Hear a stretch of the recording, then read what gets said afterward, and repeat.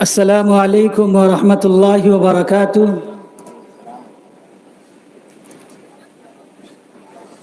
الحمد للہ رب العالمین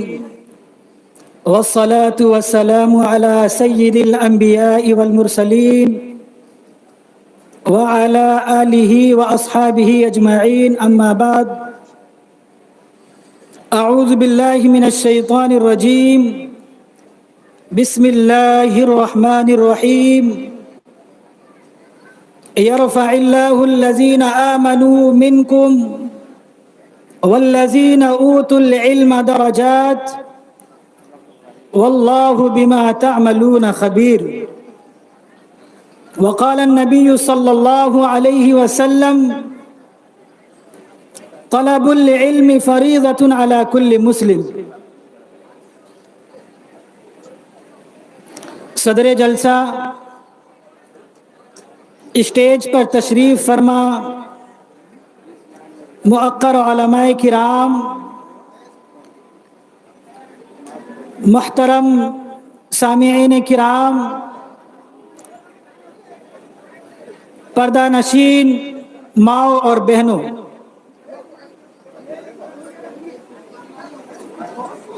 اللہ تبارک و تعالی نے سورہ علق کے اندر ارشاد فرمایا: اقرأ بسم ربک الذی خلق۔ سورہ علق کی ابتدائی 5 آیتیں اللہ رب العالمین نے غار حرا کے اندر نازل فرمائی، اور اس کے اندر رب العالمین نے امت مسلمہ کے لیے، امت محمدیہ کے لیے بہت سارے اہم میسیجز چھوڑے ہیں۔ چنانچہ سورہ علق کا شمار ان سورتوں میں ہوتا ہے جس کا نزول اللہ تبارک و تعالی نے سب سے پہلے اسلام کے اندر کیا۔ حدیث کچھ اس طرح کی ہے کہ نبی کریم صلی اللہ علیہ وسلم غار حرا میں موجود ہوتے ہیں، اور حضرت جبرائیل علیہ السلام کا آنا ہوتا ہے، اور آ کر کے وہ نبی کریم صلی اللہ علیہ وسلم سے ارشاد فرماتے ہیں کہ اقرا، کہ اے نبی کریم صلی اللہ علیہ وسلم آپ پڑھیے۔ نبی محترم صلی اللہ علیہ وسلم امی تھے، آپ نے کسی سے بالواسطہ علم دین نہیں سیکھا تھا،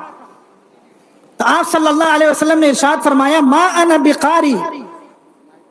میں پڑھا لکھا نہیں ہوں، میں نے درسیات کا علم حاصل نہیں کیا ہے۔ لیکن حضرت جبرائیل علیہ السلام نے دوبارہ کہا کہ اقرا، پڑھیے۔ آپ نے دوبارہ بھی یہی کہا کہ ما انا بقاری، میں پڑھا ہوا نہیں ہوں۔ تو پھر حضرت جبرائیل علیہ السلام نے فَأَخَذَنِي وَغَطَّنِي، نبی محترم صلی اللہ علیہ وسلم کہتے ہیں کہ حضرت جبرائیل نے مجھے پکڑا، اور پکڑ کر کے زور سے بھینچ دیا، حَتَّى بَلَغَ مِنِّي الْجُهْدَ، یہاں تک کہ خوب زور سے انہوں نے مجھے بھینچ دیا، کہ اتنا زور سے بھینچا کہ جان نکلنے کو تھی۔ تو تیسری بار بھی حضرت جبرائیل نے یہی کہا، اور اس کے بعد حضرت جبرائیل نے یہ پڑھنا شروع کیا کہ اقرأ بسم ربک الذی خلق، کہ اے نبی محترم آپ اپنے اس رب کے نام سے پڑھیے جس نے کی تمام چیزوں کو، کائنات کی تمام چیزوں کو، ایک ایک ذرہ کو اللہ رب العالمین نے پیدا کیا۔ خلق الانسان من علق، جس نے انسان کو خون کے لوٹھڑے سے پیدا کیا۔ اقرا وربک الاکرم، اور پڑھیے یقیناً آپ کا رب بڑا کرم والا ہے۔ الذی علم بالقلم، جس نے قلم کے ذریعے سے انسان کو پڑھنا اور لکھنا سکھایا۔ علم الانسان ما لم یعلم، انسان کو وہ تمام چیزیں سکھائی جس کو کہ ایک انسان زندگی گزارنے کے لیے، زندگی جینے کے لیے ایک دوسرے کے اخلاق سے ملنے کے لیے، ایک دوسرے کی باہمی مفادات میں شریک ہونے کے لیے نہیں جانتا تھا، ان تمام چیزوں کو اللہ رب العالمین نے سکھلایا۔ تو یہ پہلی آیت کے اندر ہی اللہ رب العالمین نے اقرا کہہ کر کے یہ میسج دینا چاہا کہ یہ امت جو کہ امت محمدیہ ہے، اس کا دوسرا نام امت اقرا ہے، یعنی پڑھی لکھی قوم ہے۔ وہ قوم ہے جس کی پہچان اس دنیا کے اندر اگر ہوتی تھی پہلے تو اس کے ایجوکیشن سے ہوا کرتی تھی، اس کے علم سے ہوا کرتا تھا۔ اگر آپ کلام مجید کے اندر سب سے زیادہ آنے والے الفاظ کو غور کریں، تدبر کریں کہ قرآن مجید کے اندر سب سے زیادہ الفاظ کون سا آیا ہے، تو اللہ رب العالمین کا لفظ آتا ہے جو غالباً 2700 مرتبہ سے بھی متجاوز ہے۔ لیکن اس کے بعد اگر دیکھا جائے تو اللہ رب العالمین نے کلام مجید کے اندر علم اور اس کے مشتقات کو 800 سے زیادہ مرتبہ قرآن مجید کے اندر ذکر کیا، اور ان ذکر کرنے کے ساتھ ساتھ اللہ رب العالمین نے امت مسلمہ کو یہ میسج دیا کہ تمہاری پہچان اس دنیا کے اندر ہونی چاہیے کہ تم ایجوکیشن والے قوم بن کر کے ابھرو، تم پڑھی لکھی قوم بن کر کے ابھرو۔ تمہاری پہچان یہ ہونی چاہیے کہ تم ایک پڑھی لکھی قوم ہو، تمہاری پہچان یہ نہیں ہے کہ تم ایک جاہل قوم رہو یا ان پڑھ قوم رہو یا جس کو پڑھنا لکھنا نہیں آتا، تمہاری یہ پہچان نہیں ہے۔ اس آیت کے اندر اللہ رب العالمین نے یہی بیان فرمایا، اور اسی آیت کے اندر جو 5 آیتیں اللہ رب العالمین نے نازل فرمائی، اسی کے اندر اللہ رب العالمین نے 4 سے 5 مرتبہ جس چیز کا ذکر کیا اس کا تعلق بھی علم سے اللہ رب العالمین نے رکھا۔ اسی طریقے سے اللہ تبارک و تعالیٰ نے کلام مجید کے اندر بارہا کئی جگہوں پر علم کے تعلق سے ارشاد فرمایا کہ یرفع اللہ الذین آمنوا منکم والذین اوتوا العلم درجات، کہ اگر کسی کو اپنے درجات بلند کرنے ہو، اگر وہ خواہش اس بات کا ہو کہ اس دنیا میں اس کے درجات بلند ہو، لوگ اس کی عزت کرے، اور اس دنیا سے جانے کے بعد بھی لوگ اس کو اچھے نام سے یاد کرے، بہترین نام سے یاد کرے، اچھی طریقے سے یاد کرے، تو اس کے لیے ضروری ہے کہ وہ اہل علم کے ساتھ ساتھ اہل ایمان بھی ہو، یعنی مومن ہونے کے ساتھ ساتھ اس کے اندر علم دین کا ہونا، شرعی علم کا ہونا یہ لازمی چیز ہے اگر وہ اس دنیا کے اندر ترقی چاہتا ہے، عزت کا خواہاں ہے۔ اللہ رب العالمین نے ارشاد فرمایا یرفع اللہ الذین آمنوا منکم والذین اوتوا العلم درجات، کہ اللہ رب العالمین ان لوگوں کے درجات کو بلند کرتا ہے، ان کو فوقیت نصیب کرتا ہے، ان کو بلندیوں کے چوٹیوں پر پہنچاتا ہے۔ الذین آمنوا منکم، جو تم میں سے ایمان لائے، جو اہل ایمان ہے، اور اس کے ساتھ ساتھ اوت العلم، اور جس کو علم دیا گیا ہے۔ جو اہل علم ہے تو ایمان کے ساتھ ساتھ علم کا ہو جانا، شرعی علم کا ہونا، یہ اس کی بلندی میں مزید اضافہ کرتا ہے۔ امام شوکانی رحمت اللہ علیہ کہتے ہیں کہ ایک اہل ایمان کی اہمیت، اس کی قدر و منزلت غیر مسلم سے، غیر اہل علم سے کئی گنا زیادہ ہے۔ لیکن ایک شخص اگر اہل ایمان بھی ہے اور ساتھ ہی ساتھ وہ اہل علم بھی ہے، علم والا بھی ہے، شرعی علم والا ہے، تو اس کے درجات کو رب العالمین کئی گنا مزید بڑھا دیتا ہے۔ تو اس وجہ سے امت مسلمہ کو چاہیے